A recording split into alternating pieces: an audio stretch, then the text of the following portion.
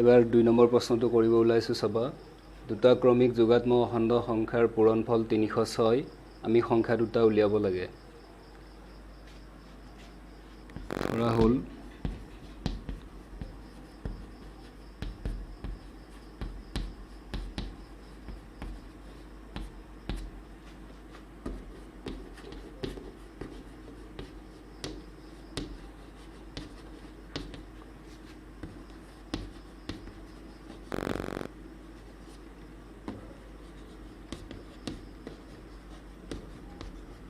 যোগাত্মক অখণ্ড সংখ্যা দুটা এটা যদি x হয় আনটো হ'ব x+1 কাৰণ ক্ৰমিক সংখ্যাবিলাক এক এককৈ বাঢ়ে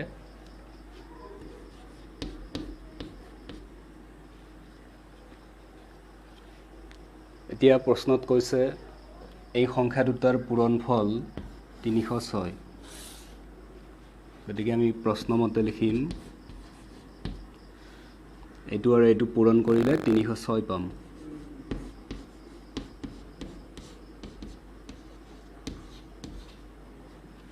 এতিয়া পূৰণটো কৰি দিয়া x ৰে x ক পূৰণ কৰিলে x²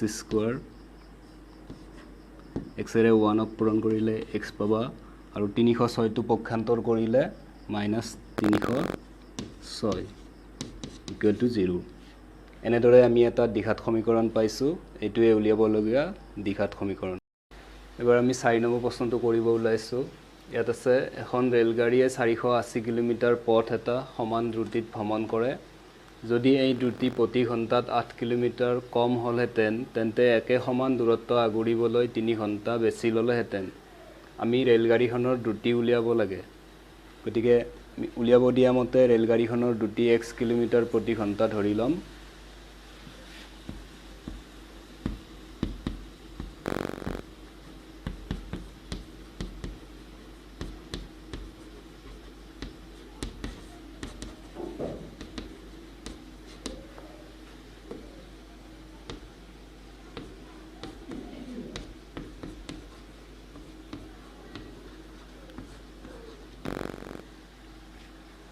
এতিয়া আমি এই দ্ৰুতিৰে যদি 480 কিলোমিটাৰ পথ ভ্ৰমণ কৰে তেতিয়া হলে কিমান সময় লাগিব সময় উলিয়াবৰ কাৰণে এটা সূত্ৰ আছে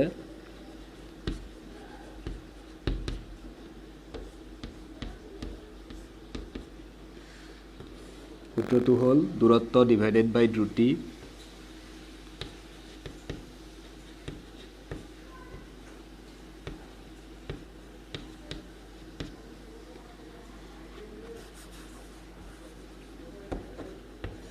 গতিকে দূৰত্ব আছে আমাৰ 480 দ্ৰুতি আমি ধৰি লৈছিলো x এতিয়া প্ৰশ্নত কৈছে যদি এই দ্ৰুতি প্ৰতি ঘণ্টাত 8 কিলোমিটাৰ কম হ'লহেঁতেন দ্ৰুতি যদি 8 কিলোমিটাৰ কমি যায় তেতিয়া হলে ট্ৰেইনখনৰ দ্ৰুতি হ'ব x-8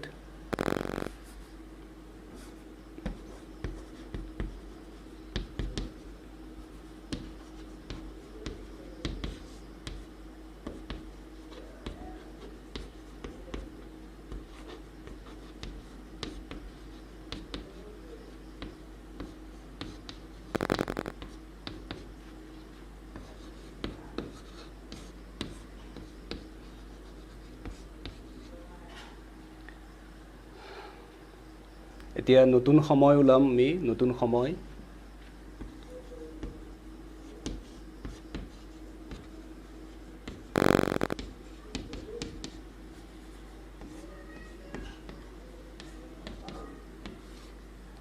ওলাবৰ কাৰণে হে একেটা সূত্ৰ দূৰত্ব ডিভাইডেড বাই দ্ৰুতি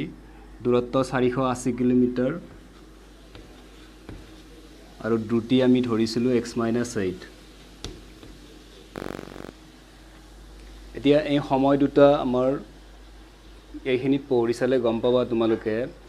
যদি এই দ্ৰুতি প্ৰতি ঘণ্টাত 8 কিলোমিটাৰ কম হ'লহেঁতেন তেন্তে একে সমান দূৰত্ব আগুৰিবলৈ 3 ঘণ্টা বেছি ল'লেহেঁতেন তাৰমানে নতুন দ্ৰুতিৰে গাড়ীখনে যেতিয়া 480 কিলোমিটাৰ ভ্ৰমণ কৰে তেতিয়া 3 ঘণ্টা বেছি লাগে গতিকে ইয়াতে 3 ঘণ্টা সময় বেছি আছে এইটোৰ তুলনাত গতিকে t t2 আমাৰ t1 তকৈ ডাঙৰ হয়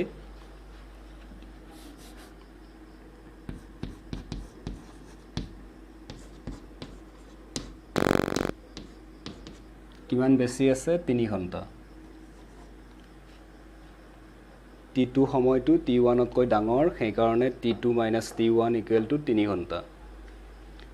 এতিয়া ইয়াতে মানবিলাক বহুৱাম আমি আৰু সৰল কৰিম এতিয়া মানবিলাক বহুৱাই দিয়া t2 ৰ মান আমি পাইছিলো এটো 480 divided by x minus 8 minus t1 ৰ মান আমি পাইছিলো 480 divided by x equal to 3 এতিয়া এটো সৰল কৰিব লাগে সৰল কৰিবৰ কাৰণে লসাগু ল'ব লাগিব লসাগু x minus 8 আৰু x গতিকে আমাৰ লসাগু কৰিলো 480 ৰে x ক পূৰণ 480 ৰে x minus 8 ক পূৰণ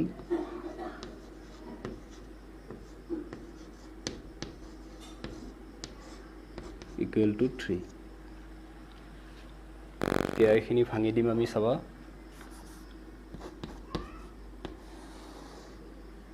এটা পূৰণ বিলাক ভাঙি দিয়া x into x x square x into 8 8x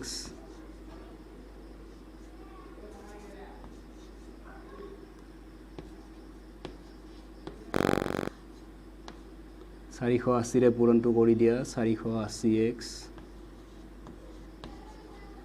minus into minus plus 480 ৰে 8 পূৰণ কৰা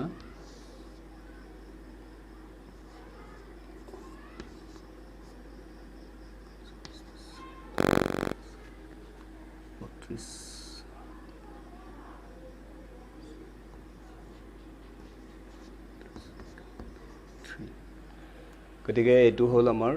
এতিয়া তোমালোকে দেখিছে 480x minus 480x এটো কেনসেল যাব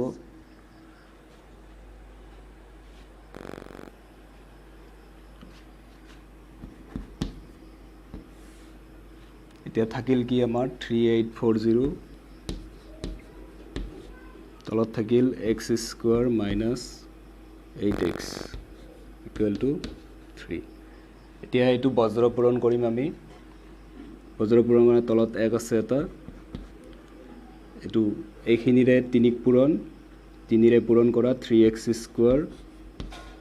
3 8 গুণ 24 x একেৰে পূৰণ কৰিলে 3840 হ'ব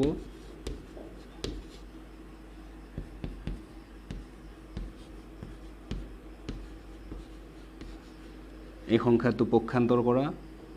minus 3840 equal to 0 এতিয়া দেখিবলৈ পাইছো আমাৰ সম্পূৰ্ণ লাইনটো 3 ৰে হৰণ যায় সংখ্যা কেইটাক 3 ৰে হৰণ কৰিলে কি হ'ব এতে থাকিব x square 3 ৰে 24 হৰণ কৰিলে 8 বাৰ 3 ৰে 1 বাৰ 3 2 গুণ 6 3 8 গুণ 24 0 equal to 0 এটিকে এইটোৱে হল আমাৰ নিৰ্ণয় কৰিবলগীয়া দ্বিঘাত সমীকৰণ